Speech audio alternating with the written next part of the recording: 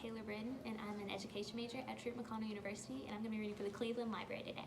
Today we're going to be reading Library Books Are Not for Eating. So let's get started. The day Miss Bronk came to school, story time was extra cool. She told great jokes, was never mean, biggest smile you'd ever seen, one small problem, couldn't beat it.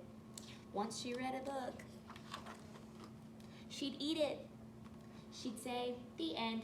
You'd hear a crunch, then 3 or 4 more books by lunch.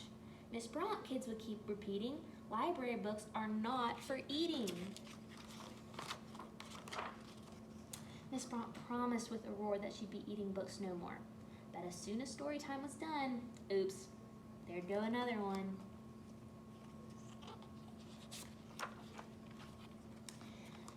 Miss McSmarty called her in. Miss Bronk, where do I begin? You're eating books. This isn't right. You need to curb your appetite.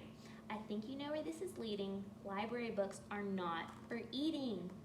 Miss Bronk promised with a roar that she'd be eating books no more. When Miss McSmarty turned her head, she ate up all her books instead. At lunchtime, when she ate 2 more, the lunchroom lady stomped the floor. Miss Bronk, you must change your diet. Books taste yucky, don't deny it. Instead of books, try something new. My cottage cheese and meatball stew. We've got to rearrange your feeding. Library books are not for eating. Miss Bronk promised with a roar that she'd be done eating books no more. She took 1 bite of cottage cheese, then ate 3 books of recipes. She took a walk to clear her head. Down to the soccer field she fled. Coach Burley blew his whistle loudly, pointing to his players proudly. I've got problems of my own, a soccer field that's overgrown. Can't mow the grass, can't pick the weeds, you're not the only one with needs. Be a winner, no more cheating, library books are not for eating. Miss Bronk promised with a roar that she'd be eating books no more. But as Coach Burley turned his page, she ate the book of soccer plays. Miss Bronk packed her bags that day. I'm sorry, but I cannot stay.